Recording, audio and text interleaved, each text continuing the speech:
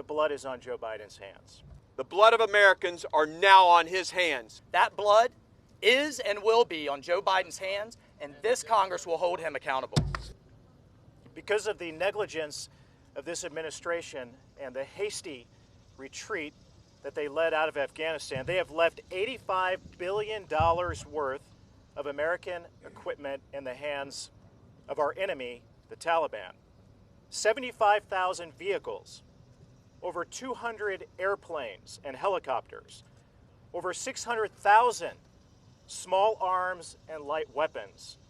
The Taliban now has more Black Hawk helicopters than 85% of the countries in the world. But it's not just weapons. They have night vision goggles, body armor, and, unbelievably, the Taliban now has biometric devices which have the fingerprints, eye scans, and biographical information of all of the Afghans who helped us and were on our side over the last 20 years. There is no plan by this administration to get those weapons back.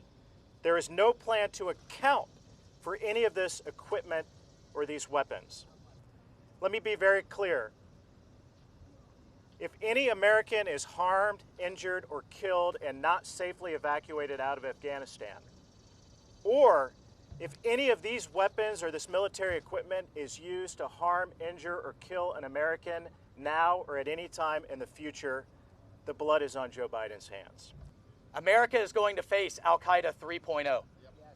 The intelligence community has been clear and has briefed us repeatedly. The Taliban taking over means Al-Qaeda 3.0 comes roaring back. Except now we're in a worse position than we were before 2001.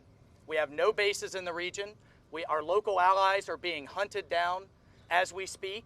And as you've heard today, the Taliban are going to be armed to the teeth so that when future American soldiers have to go back in to deal with the problem and deal with the incompetence of this administration, how many are going to die now? Because they're going to have to fight their way through our own equipment, our own damn equipment, to deal with Al-Qaeda 3.0. Are we going to have another Pulse nightclub? Are we going to have another San Bernardino? Are we going to have another 9/11 because of that incompetence? Well, this Congress is going to lead. Our offices right now are operations centers calling gate guards, calling the Kabul airport, guiding people through, telling them how to avoid Taliban checkpoints, our own Congress. It's unbelievable, the lack of leadership. So I 100% agree. That blood is and will be on Joe Biden's hands, and this Congress will hold him accountable. Let me say this to every Afghan veteran. Your service was not in vain. Your service was not in vain. To those children, those Gold Star children and families, your sacrifice protected America from a terrorist attack for 20 years. What happens from now on is on Joe Biden. Just as my colleagues have said, the blood of Americans are now on his hands. The blood of our allies are now on his hands. They say it's not happening. They say people aren't stranded.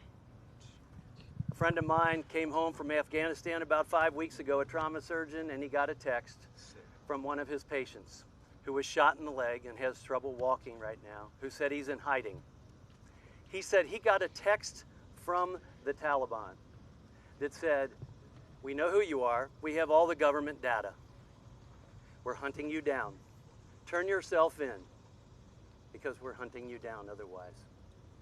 His response was, "I'm dead either way."